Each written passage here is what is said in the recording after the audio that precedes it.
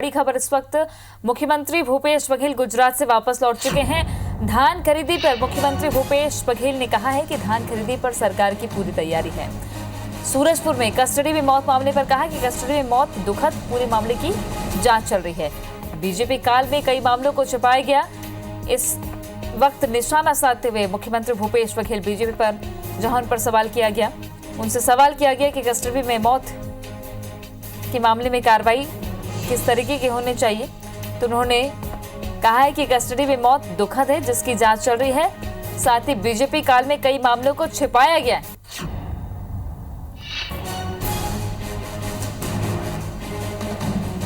गुजरात से लौटे हैं मुख्यमंत्री भूपेश बघेल। धान खरीदी पर उन्होंने कहा कि धान खरीदी की पूरी तैयारी कर रखी है।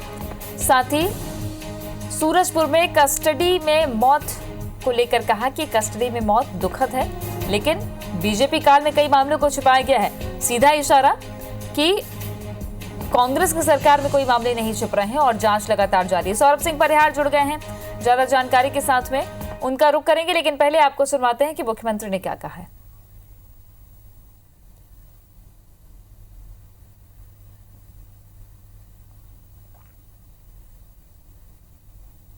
कस्टोडियल डेथ निश्चित रूप से गंभीर मामला है और इसकी जांच की जा रही है और जो भी दोषी होगा उसके खिलाफ कार्रवाई की जाएगी। लेकिन हम छुपाते नहीं हैं।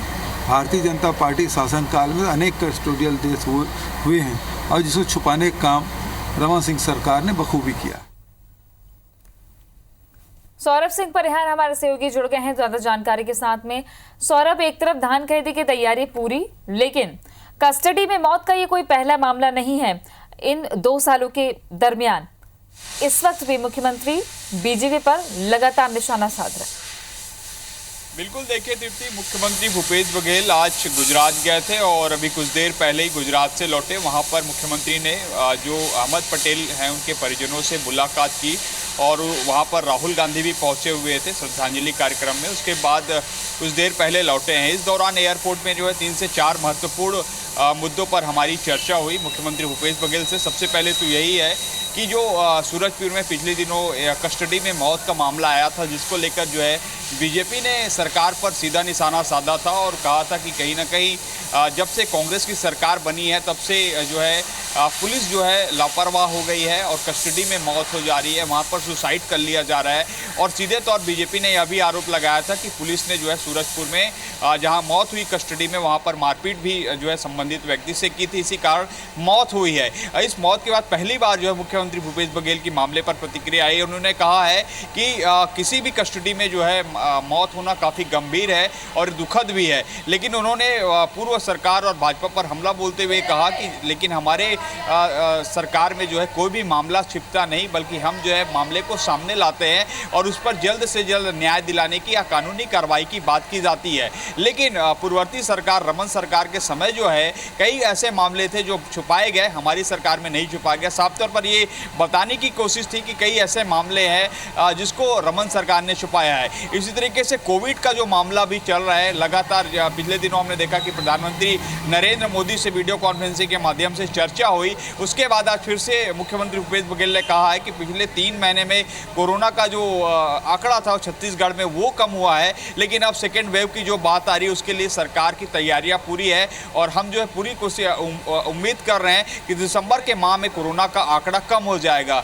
इसी तरीके से धान खरीदी को लेकर मुख्यमंत्री भूपेश बघेल ने कहा है कि धान खरीदी की तैयारी पूरी कर ली गई है। उन्होंने साफ तौर पर कहा है क्योंकि इस वर्ष जो है कोरोना गाइडलाइन के नियमों का पालन करना होगा, इसलिए धान खरीदी केंद्रों में जो है बोर्ड लगाए जाएंगे। उसी तरीके से किसानों के लिए, वहां पर आने वाले लोगों के लिए सैनिटाइजर की व्यवस्था की जाएगी ताकि कोरोना का संक्रमण, कोरोना का फैलाव वहां पर ना हो। इसी तरीके से मुख्यमंत्री भूपेश बघेल ने जो है भाजपा पर निशाना साधते हुए साफ तौर पर कहा कि भाजपा जो है अफवाह फैलाने वाली एक फैक्ट्री है।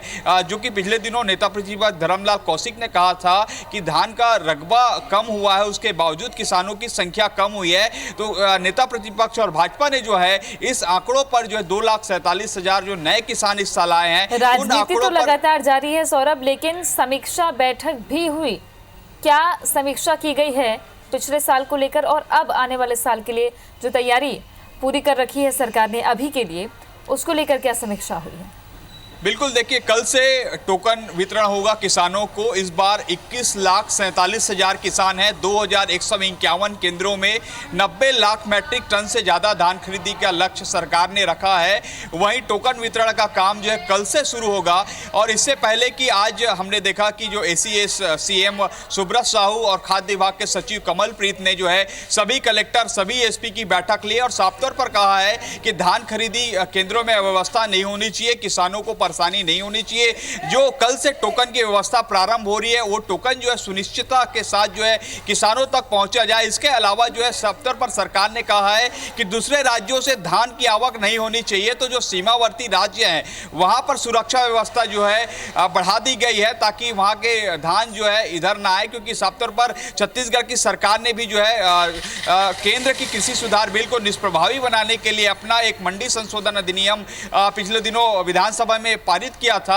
हालांकि अभी तक जो है राजभवन से, राज्यपाल की ओर से उस पर हस्ताक्षर नहीं हो पाए हैं, लेकिन राज्य सरकार की पूरी कोशिश है कि बाहर के धानों को रोका जाए। वहीं अभी ये देखा जा रहा है कि लगातार बारिश हो रही है। बेमौसम बारिश के कारण जो है किसानों को काफी नुकसान हुआ है। खड़ी फसल है या फिर जो है कोठार में उनके जो धान आ गए हैं वो भी वहां पर रखे हुए हैं। इस स्थिति में अगर अब धान खरीदी 1 दिसंबर से शुरू होनी है, ऐसे में अगर धान जो है भीगेगा वहां पर तो नुकसान ना हो, इसके लिए भी साफ तौर पर निर्देश दिए गए कि तालपत्री की व्यवस्था पहले से सुनिश्चित की जाए। वहीं सेट का जो निर्माण कार्य है उसको भी जल्द से जल्द पूरा किए जाने के निर्देश जो है ACS to CM Subrat Sahu और खाद्य विभाग के सचिव कमलप्रीत ने कहा है। लेकिन 1 दिसंबर से धान खरीदी शुरू होनी है, सरकार की पूरी तैयारी हो गई है। किसान भी जो है अपना धान बेचने के लिए तैयार हैं। अब देखना होगा कल से जब टोकन वितरण का कार्य प्रारंभ होगा। हालांकि टोकन वितरण में थोड़ी सी किसानों को दिक्कत होने जैसी बात आ रही है कुछ जगहों से, जैसे हमने आज देखा भी कि और